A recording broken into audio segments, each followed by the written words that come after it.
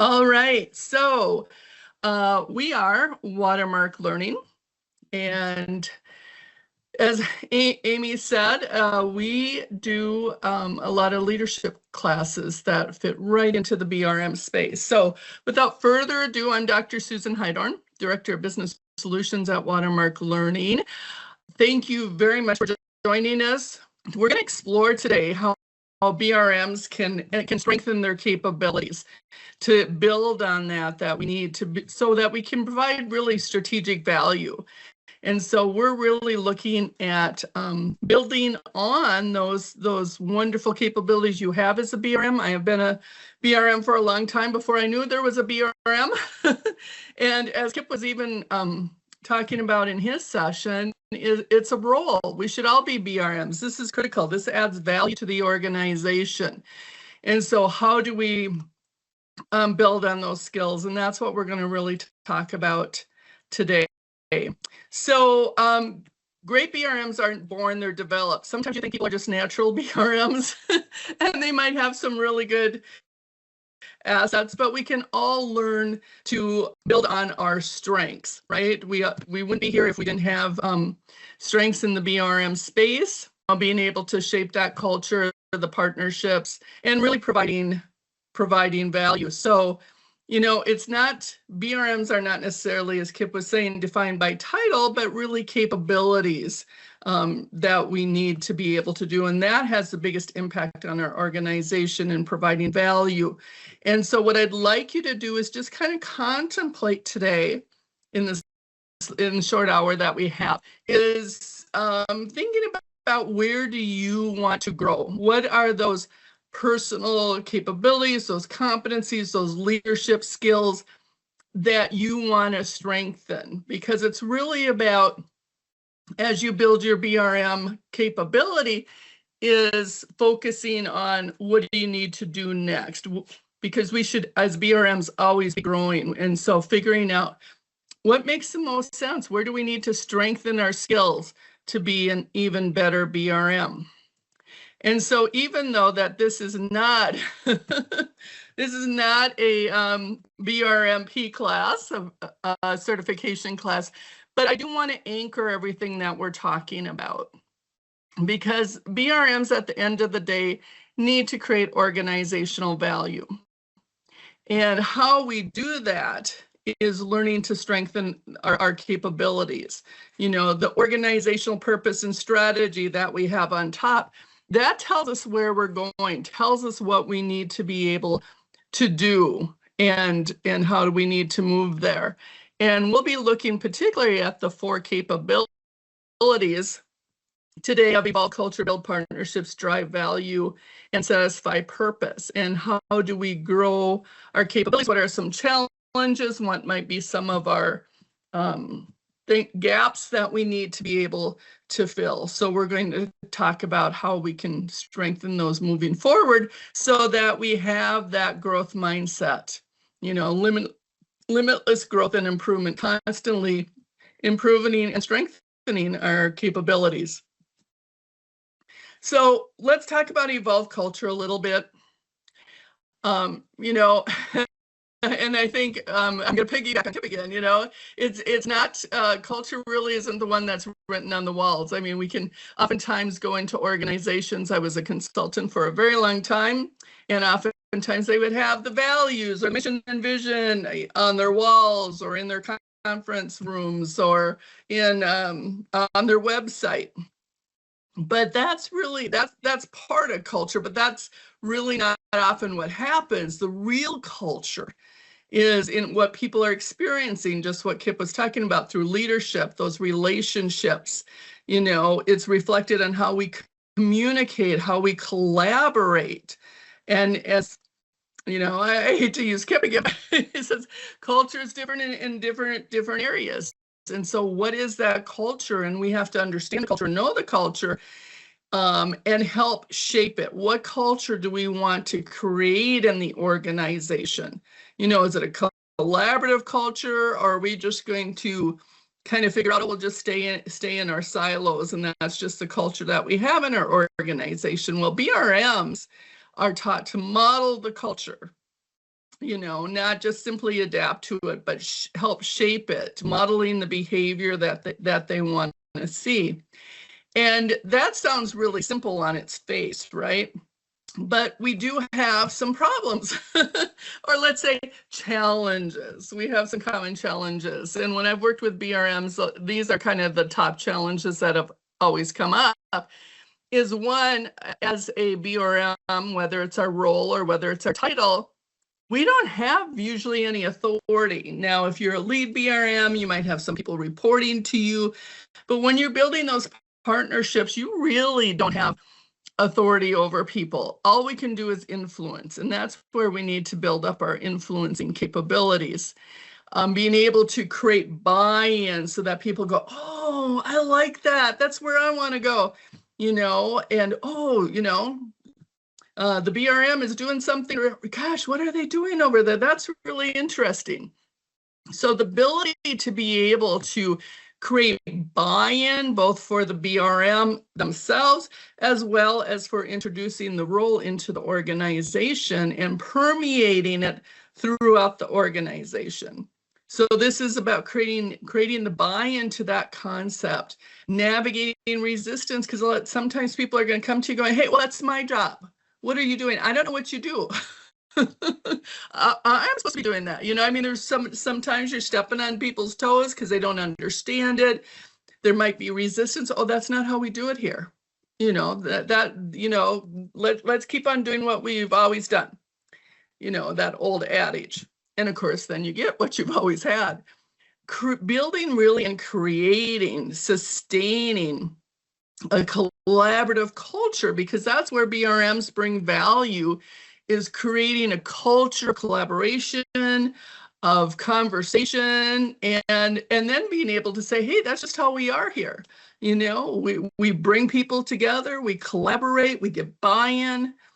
And so kind of thinking about some of your challenges, how do we overcome them? How do we overcome that we don't have any authority, or how do we get buy-in? And so culture change, and my doctorate degree is actually in organization development, which that was my job, is going in and changing things in organizations and looking at the culture. And culture, though, changes, and it's very, very hard to change culture. It does take time. It's one interaction at a time. A conversation you have can either strengthen the culture in which you would like it to have, or weaken the culture.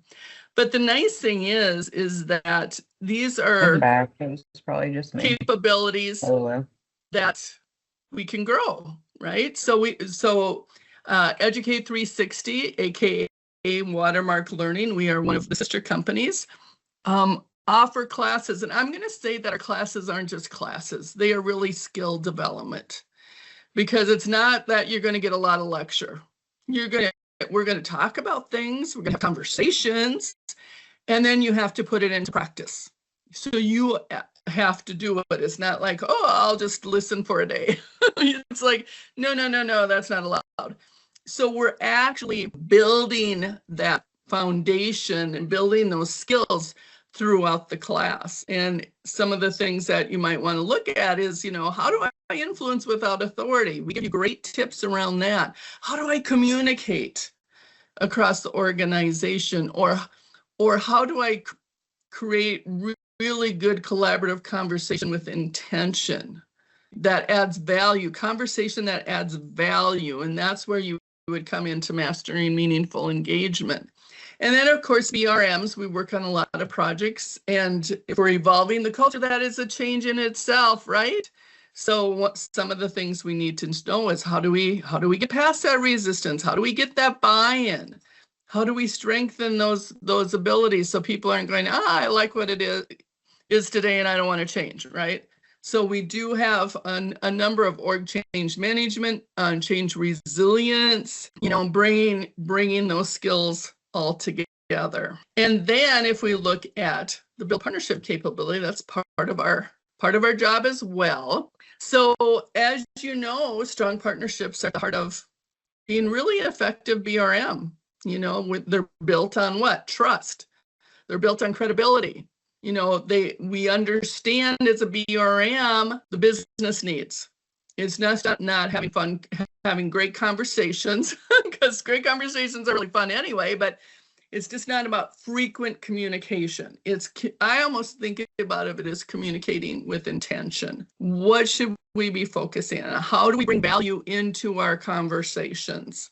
Aligning those shared goals, aligning the outcomes, understanding the priorities of our business partners. And so thinking about, projects, of course, and I always stress this in my classes, is projects should create value, and technology, if you're going to spend a lot of money on it, which we usually do, should create value. But the strongest value that we can provide as BRMs is those partnerships, is those conversations, because relationships are really what keeps the company going. And investing in building those relationships, fostering collaboration, influencing decisions, and making sure that whatever we're working on creates business value. Because if we can't show value, we're not doing our jobs. So some of the things that I see around building partnerships as challenges is building credibility quickly, building trust quickly.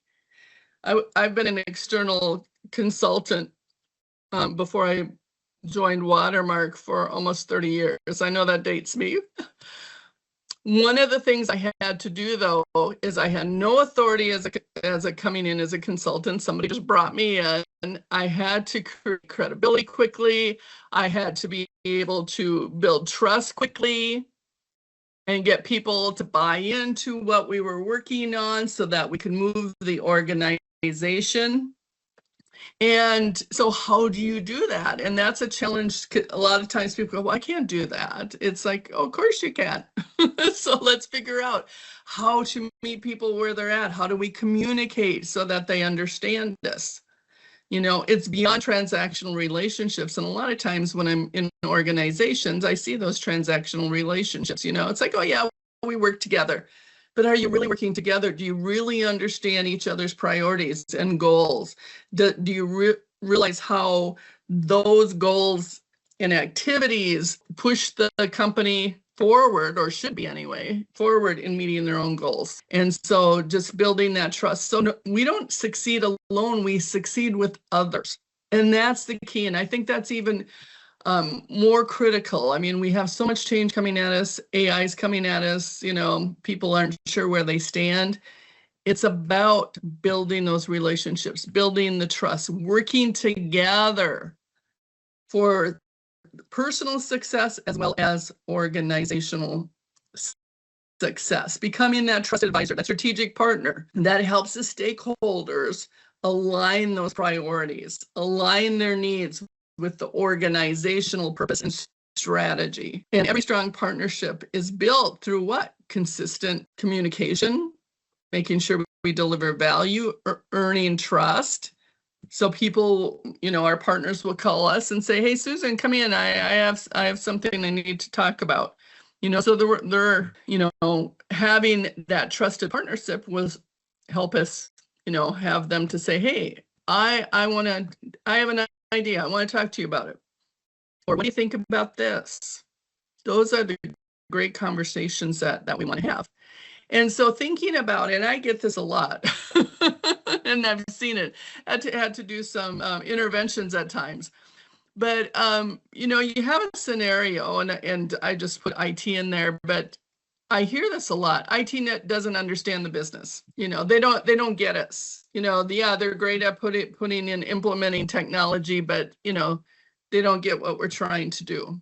How many of you have heard that? And what do you think is really happening in this situation? Anybody have any ideas? Maybe throw it in the, let's see, chat. I got to get the chat up so that I can actually see it. Somebody said, love Dr. J. Yes, Dr. J. I work with Dr. J. So disconnect, miscommunication, misalignment. I love that. That's absolutely so true. Because it's just like, okay, they're at crossing, right? It's like, okay, the business is going there and IT is going here. Yes, I would totally say that, Joanne, too. Argue that the business doesn't understand their services and capabilities that they're offering, And sometimes I've had it where they've gone out, business goes out going, I don't trust IT, I don't know IT, they don't get us, I'm going to go do my own thing. And then you have a hodgepodge of a lot of stuff that either is duplicate or nobody's serving, or, you know, et cetera, et cetera. So that is so true. So this is what we don't want, you know, and if we hear that, if we're listening to that, it's like, wait a minute here. You know, what is really happening? Is it because they don't trust each other? Is it because they don't misalignment? Is it because of miscommunication? You know, and so it's really about understanding and listening. I think this is where BRMs come into, is listening, not with judgment, but active listening and hearing each other, and then bringing them together and say, wait a minute here, we can do this together. And I've worked a lot of times, because I usually work with IT groups and IT in the business, and number of organizations had to go in, and IT, nobody wanted to deal with IT. They had a couple big oopses, but nobody trusted them. They didn't trust them. They wanted nothing to do with them. They would bring in, you know, other vendors. You know, it was just a fiasco. And after 2 years of working with them, everybody loved IT, but they were working together. They were collaborating. They were moving the organization together than rather than separating them, you know. And it is possible. We just need to take that as one time, each as it's where they're at. And so partnerships aren't built by just managing our stakeholders. You know, we talk about engaging and managing stakeholders in project management, but they're really built on trust. And I'm going to say creating that shared ownership. We're in the ship together. We either sail together or we sink together. You know, if we're going to create value to the organization, we got to all move the same way. So how do we do that as BRMs?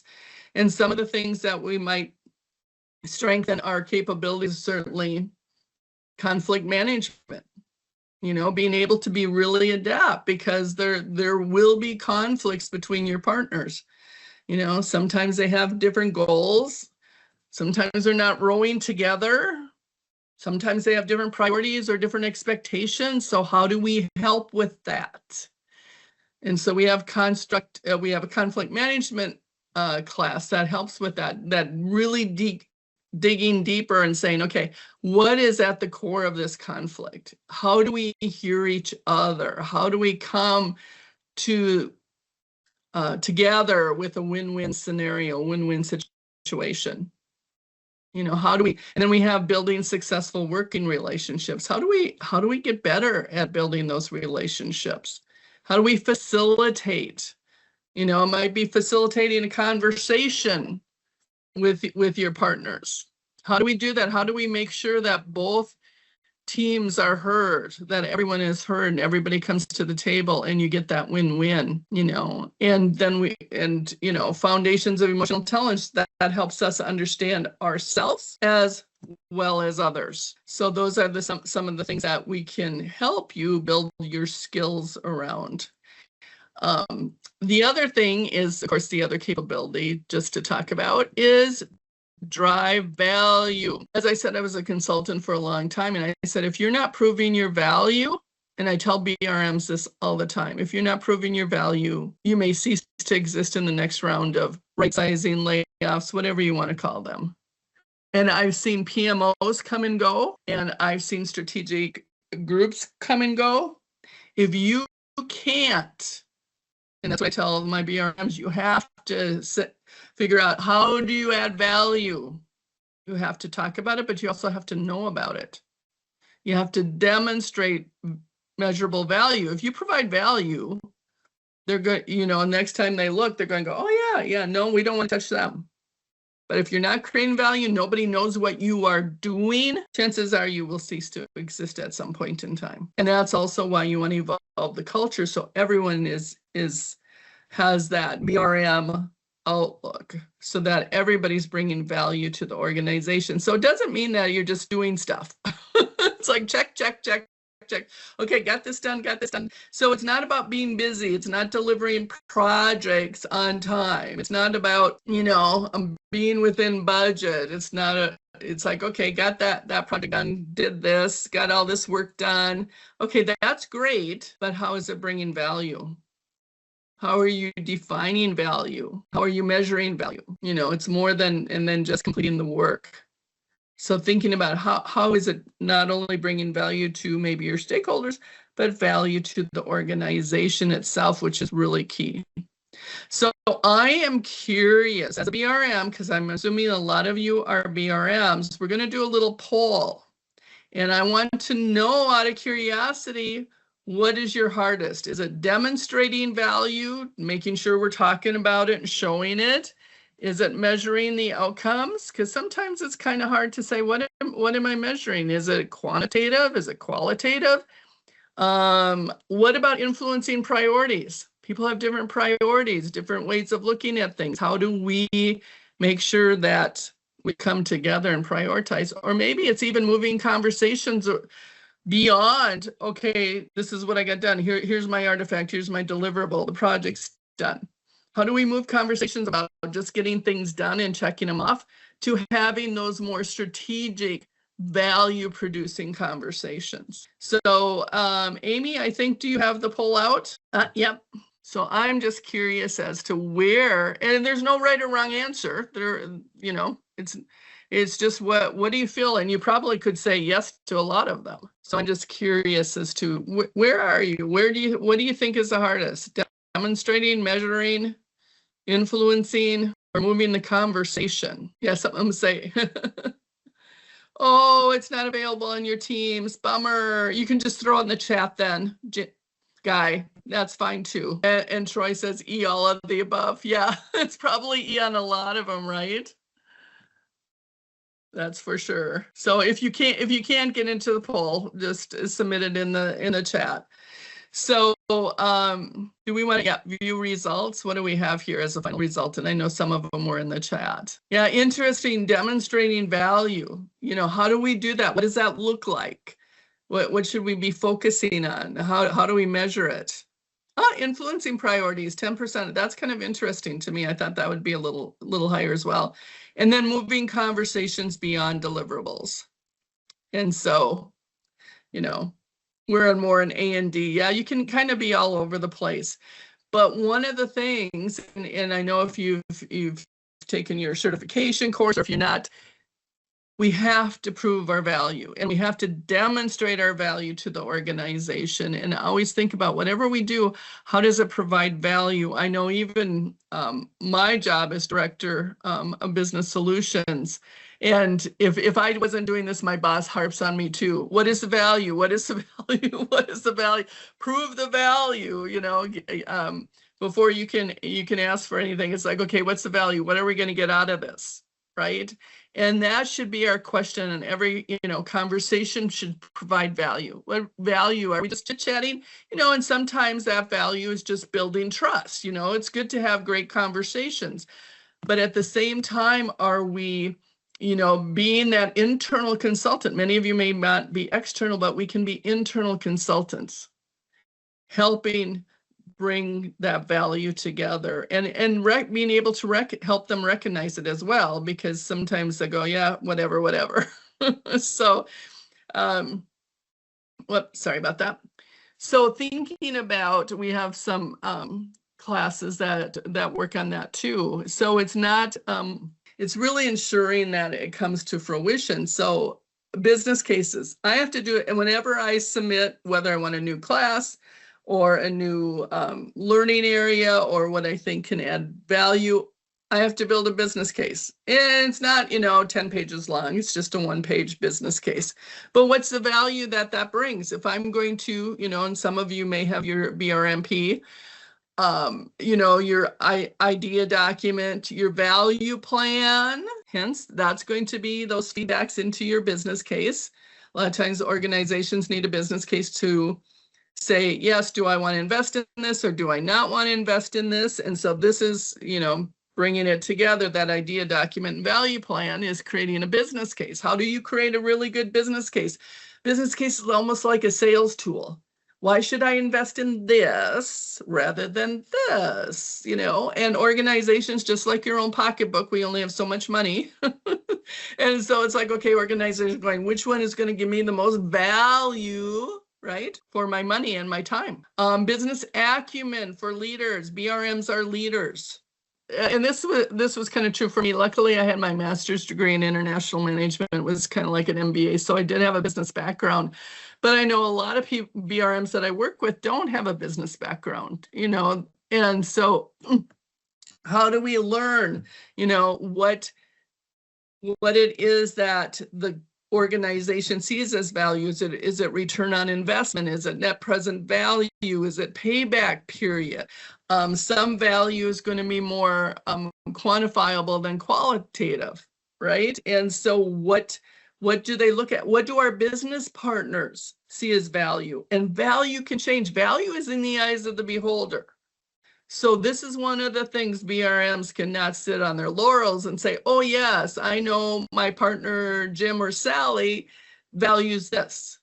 That might be true, but it might have also changed. Because I bet in organizations, value changes. Think about you as even being a consumer. Values change on what you maybe wanted, in a new vehicle.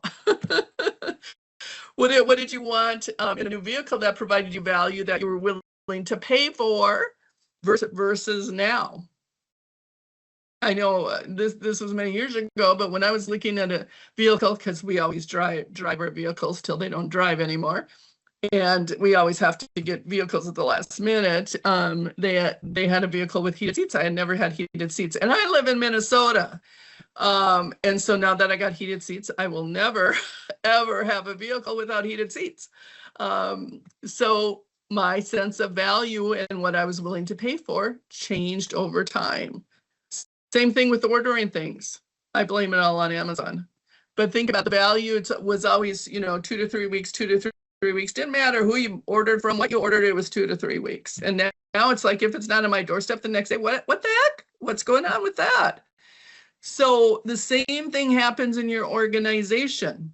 I worked with a medical device company, and sometimes they valued quality, and sometimes they valued being first to market.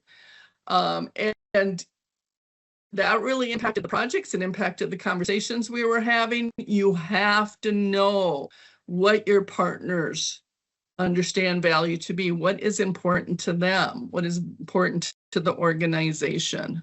And that's where you have that business acumen. What do they measure as success? What are their measures of success? Thinking with critical insight is also another class that's like, how do we get rid of those biases? If we're trying to be really good partners at suggesting new ideas or helping our partners create new ideas, you gotta have critical insights. Otherwise, we have a mutant. And then to identify our own personal biases, because I always think my ideas are great. It's like, but sometimes they're not, unfortunately. But with critical insight, that you actually look at, what's the driver behind it? What are my biases? Confirmation biases lives with all of us. And so we look for data that supports our conclusion. So thinking for critical insight helps us on overcoming our biases, our innate biases. We all have biases. It kind of comes with the DNA of being human, as well as respectfully challenging our partners, saying, is this true? Is there some data that we're not looking at?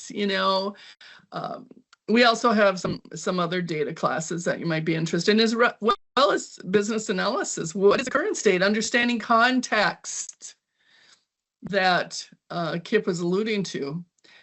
So, we're going to look at what is the current state.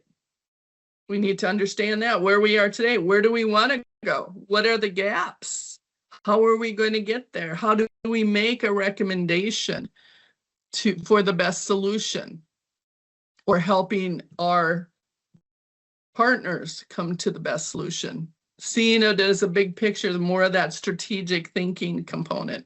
And so that's kind of how we can look at extending that capability in that area. And then, of course, satisfying purpose, connecting everyone to that organizational purpose, matching our personal purpose with the organizational purpose. Are we fulfilling our purpose? You know, people sometimes ask me, aren't you ever going to retire? And I go, I love what I do. Oh my gosh, how could I not? Because I help people help build their talent, help build their skills, and help them find their purpose. I mean, talk about just a life of idealism. I have found my purpose. The organization allows me to fill my purpose. I fulfill their purpose. I mean, it provides direction, it determines priorities, delivers results, It ensures that all the investments we do as an organization support the purpose, support the strategy. What are their strategic initiatives, and when the purpose is clear, everybody knows the purpose. Think of what that can do with the relationships, values easier to demonstrate because everybody knows where you're going. People are aligned on shared priorities.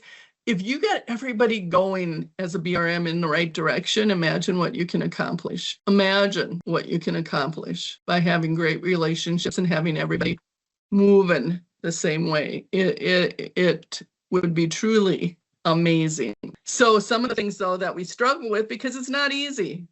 I know I get really excited about this stuff, but it's not something that, you're just born to do. You kind of got to build up your acumen here.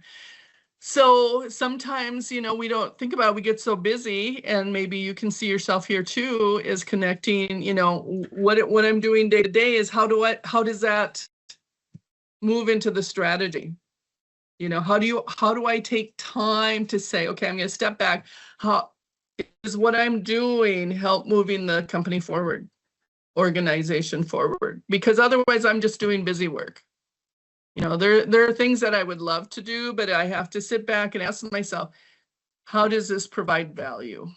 I might have fun doing it. It might provide personal value to me because I enjoy it. But how does it provide value to the organization? How do I say no to low value requests? It's like, well, I'd love to do that, but I have so many other things that will provide value to the organization that will match it to its strategy and purpose, versus, just being fun to do, or getting so inundated, because BRMs get a lot of requests, and you probably yourselves get a lot of requests. Can you do this? Can you do this? Can you do this? And sometimes we end up being doers instead of more strategic vision things. But sometimes it's because we can't say no. How do we say no? How do we help prioritize those demands on us? It's like, okay, I got, especially with all our different partners, right? And it's like, okay, this one wants this and this one wants this, and how do you, bring them together? And how do you make strategic trade-offs? And so I want you to think about this sentence here is, as a BRM, I create value when, because there's sometimes, if I'm not watching it, if I'm not paying attention, it's so easy just to do the fun stuff that I like. And then I have to sit back going, okay, did I just waste a day in doing something that was really needed and didn't provide any value? And sometimes I've caught myself doing that, I'm just going to say. So I want you to, and you can put it in the chat. As a BRM, I create value when? When do you create value? So I'm curious, what are your thoughts on that? Guidance to the business, yes. Being that, again, internal consultant, create value and improve organizations and the individuals. I love that. It's one person at a time, right? Given the adoption of, AI, artificial intelligence, it may change the process to achieve the organization's goals. And then how can you adjust to those changes? Exactly. AI is going to impact us all, whether we like it or not. And so we've been working on that. Not only do we provide kind of the technology, I wouldn't say we provide the technology, but we provide classes on how to use AI, but we also are incorporating it into a lot of our classes, because that is going to make a big difference on how we communicate, how we share data, how we get data, using our critical thinking to say, even, is it good data? Partnering to find a solution like that, proactively bringing people together, how to modernize, in today's techie tools. I like that. Troy, I show up and apply the knowledge, skills, and abilities that enabled me to connect. Yes. Having those value-filled conversations, not just, how do we work together? How do we collaborate? I love it. You've all had some really awesome suggestions there. And so one of the things that we want to look at is, and of course, just to reiterate, purpose gives us meaning. Purpose gives us meaning. It gives the organization meaning, it gives people meaning, and we want to ensure that everyone feels like they can contribute. Everyone provides value into the organization. And it might be just a little piece, but how different do people feel when they feel like they can come and provide value? It's amazing. It's just amazing. And I've done a few of those transformations, like, wow. So we have some classes that can help you strengthen that. If you feel like this might be some areas you need to get stronger in, is effective leadership through coaching and mentoring others. We can coach and mentor other BRMs within our organization, and anyone else playing the BRM role, which should be really everyone. But we might have to coach and mentor people, help them even identify what their purpose is and how does it align with the organization. I worked for a lot of state departments and county government, and it's amazing how much they have such a strong purpose.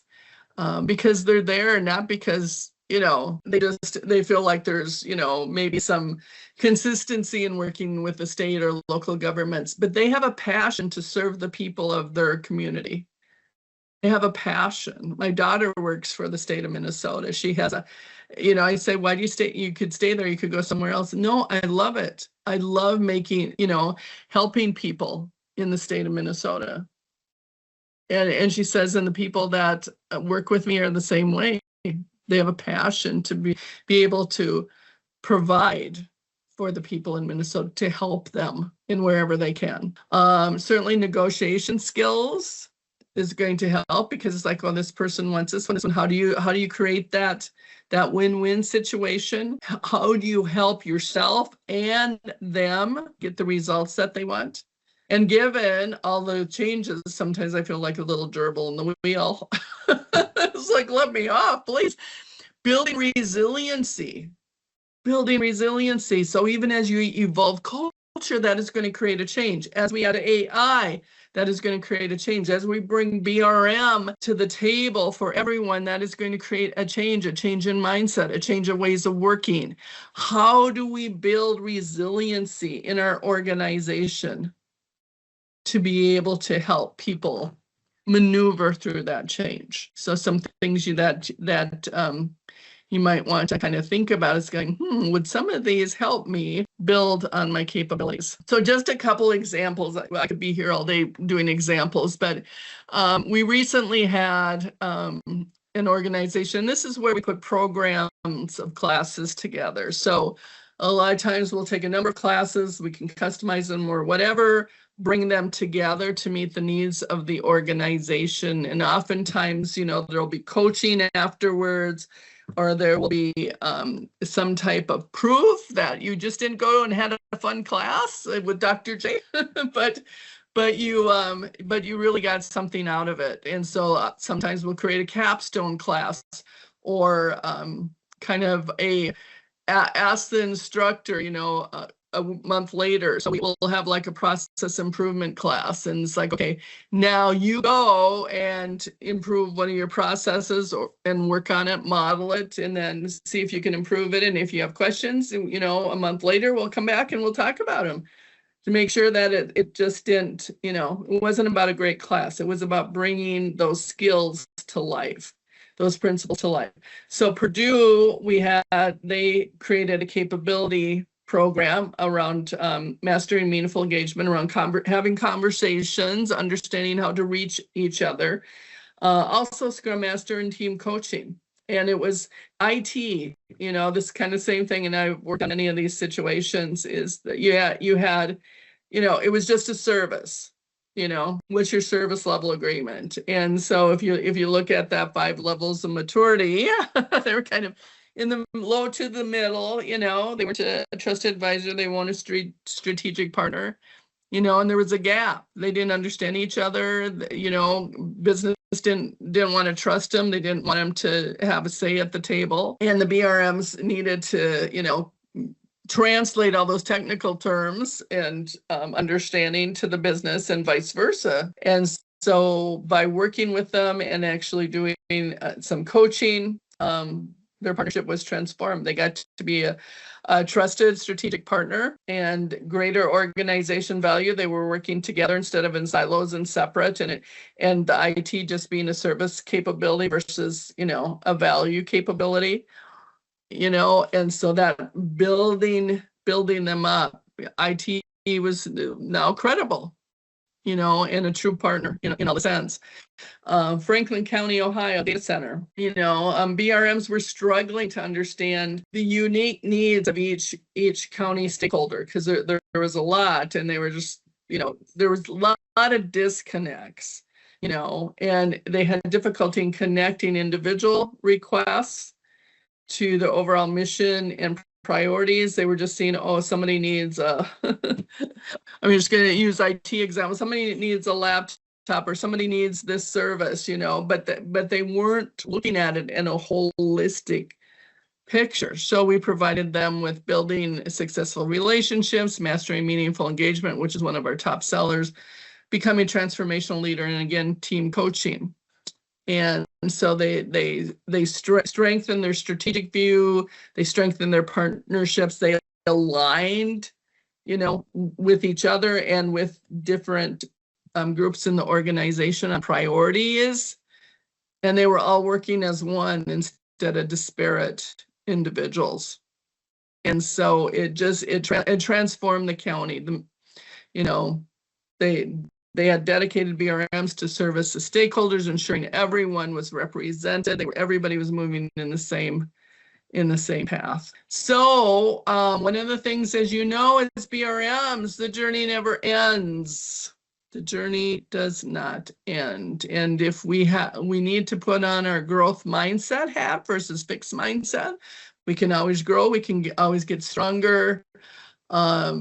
It's always about continually building our skills and to never stop. We just get stronger, and then we can help others do that. And so no capability that we've talked about, and this, I'm preaching to the choir here, works alone. I mean, the strong partnerships help create value. Value reinforces the purpose. Purpose shapes culture. We need all 4 together. They all reinforce each other. And so as we grow, we can demonstrate certainly more value. We can strengthen our credibility. We can better support the organizational purpose.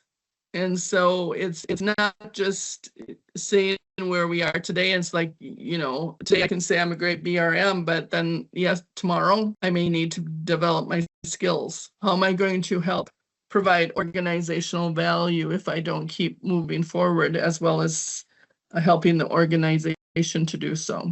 So that's where education, coaching, maybe certification.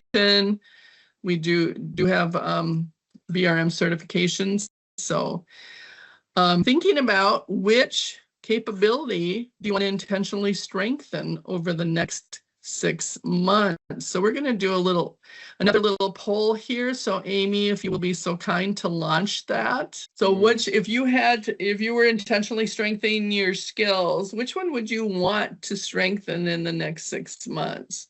Where would you like to focus on? Just out of curiosity. And again, for those of you who I don't know can't get to the polls, why don't you just throw it in the chat? Driving value.